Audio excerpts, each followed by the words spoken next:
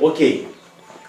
Voi toți, acum, la momentul ăsta, sunteți o persoană, un potențial client.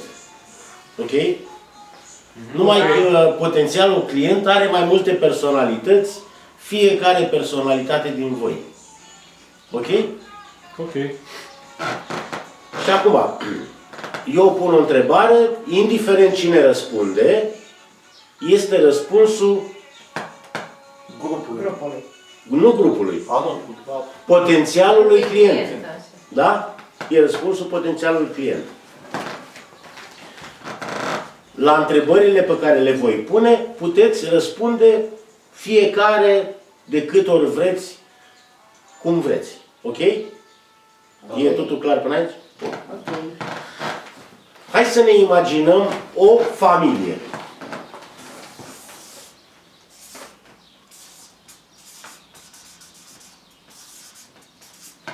Deci, o familie imaginară. Putem să ne imaginăm lucrul ăsta? Da, da. Spuneți-mi și mie, când ar putea această familie imaginară să spună cu mâna pe inimă că deține o stabilitate financiară? În ce condiții ar trebui? Niciodată. Venituri fixe În condiții. sau constante. Fixe, constante. Fixe. Constante. Proprietăți. Nu sau. Și constante. Sau. Proprietăți. Aici ne gândim la case, Da. mașini, Da? Da. Teren. Conturi. terenuri. Da? Da. Ai Conturi spus în bănci. să aibă bani. Economie. Economie. Economii cu dobânzi, cu venituri. Economie. Ne putem gândi la o sumă de la care familia să spună, da, domnule, sunt stabil financiar? Depinde dacă au copil. Cu copii are, familia are și un copil. Indiferent cum vreți voi. Nu știu, 5.000 de lei pe lună. Nu, economie.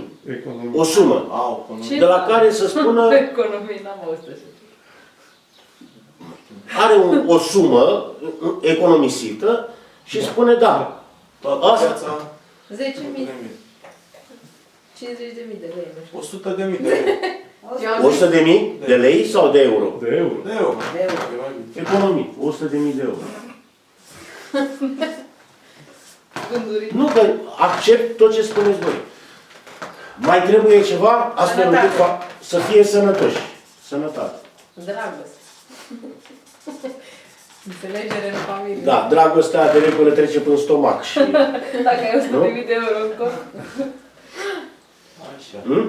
mai e ceva care să-i garanteze familiei ăsteia că într-adevăr are stabilitate financiară? Business. Spuneți. Orice vreți voi spune. Venituri fixe constante, clar, salariu sau whatever, Sau firmă, business. așa. Ok. Casă, ai unde să stai, mașină, să mergi, așa. Așa.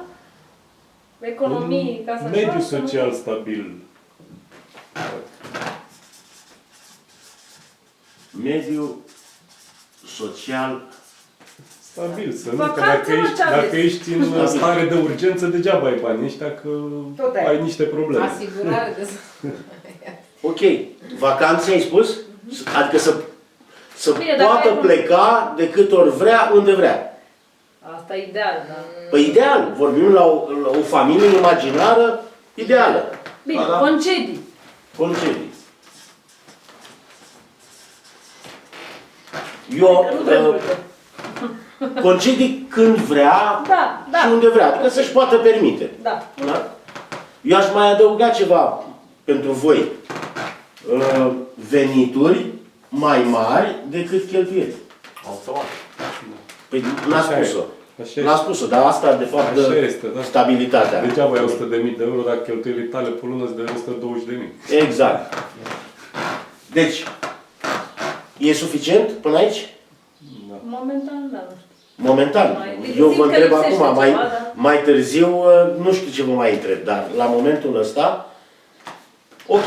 din ce am înțeles eu până la momentul ăsta, este că această familie poate spune cu mâna pe inimă că deține o stabilitate financiară dacă are venituri fixe, constante și mai mari decât cheltuielile, dacă are proprietăți, case, mașini, terenuri, dacă are economii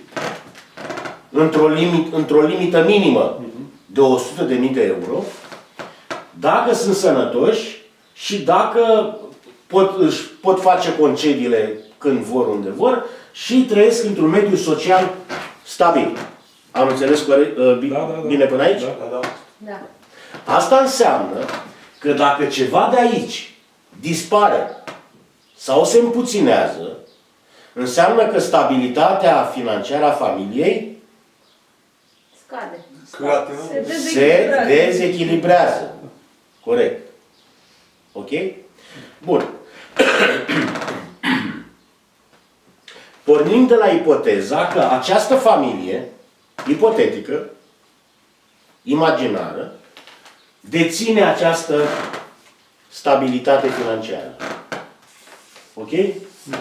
Și întrunează toate aceste condiții. Spuneți-mi și mie, ce s-ar întâmpla cu stabilitatea financiară a acestei familii dacă, Doamne ferește, se întâmplă un deces în cadrul familiei? Ce se întâmplă cu stabilitatea financiară? Se Se clatină un pic. E afectată? Normal, da. E dezechilibrată, nu? Ce se întâmplă cu stabilitatea financiară a familiei dacă, cumva, casa ia foc? La fel. E dezechilibrat. Da? E afectată stabilitatea Dar nu familiei. intră, decesul ăla nu intră cumva la sănătate acolo sau de... Nu. Ce se întâmplă cu stabilitatea familiei dacă Să mori. Sănătos. familia sau cineva din familie are probleme de sănătate?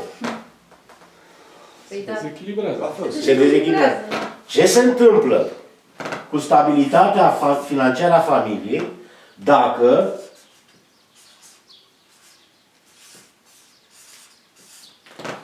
mașina este furată sau avariată? Dezechilibrează. Automat se dezechilibrează. Ce se întâmplă cu stabilitatea financiară a familiei dacă, Doamne ferește, cineva din familie dobândește o boală gravă? Dezechilibrează. Iar. Ce se întâmplă cu stabilitatea familiei financiară dacă, Doamne ferește,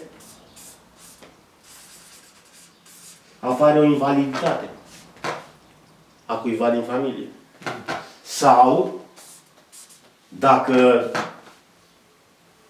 Doamne ferește, sunt probleme de sănătate și apar niște intervenții chirurgicale.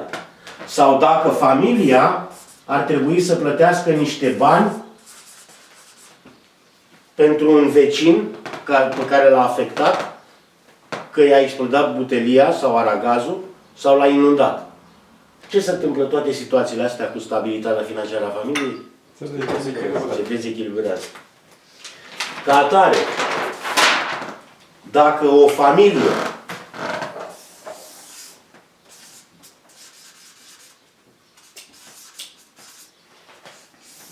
care deține o stabilitate financiară și are o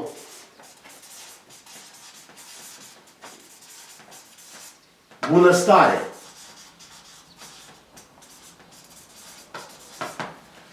are o recunoaștere,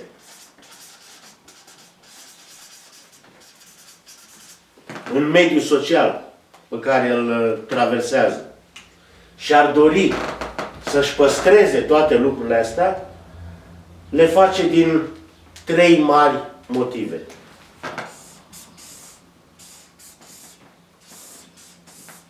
Odată, să nu piardă ceea ce are, adică casă, mașină, sănătate, cum ai zis, bunuri. Să nu-și piardă sursa de venit, adică ceea ce câștigă, adică sursa economiile. de venit și să nu ajungă să plătească niște bani pe care poate nu i-are sau i-a economisit. Chestiuni Adică- de prevăzut. Economii. Bani pe care trebuie să-i plătească printr-o hotărâre judecătorească sau oricum altfel. Ca atare, sunt 3 motive pentru care o familie, dacă vrea să-și păstreze stabilitatea, bunăstarea, recunoașterea, sunt 3 motive pentru care ar trebui să găsească soluții financiare pentru cele 3 riscuri. Riscul de a pierde ceea ce are, bunuri, sănătate, riscuri vis-a-vis de sursa de venit, de ceea ce câștigă și riscul de a plăti bani pe care nu i are sau pe care i-a economisit pentru cu totul alte motive și nu pentru a plăti altora. Ok? Da, da.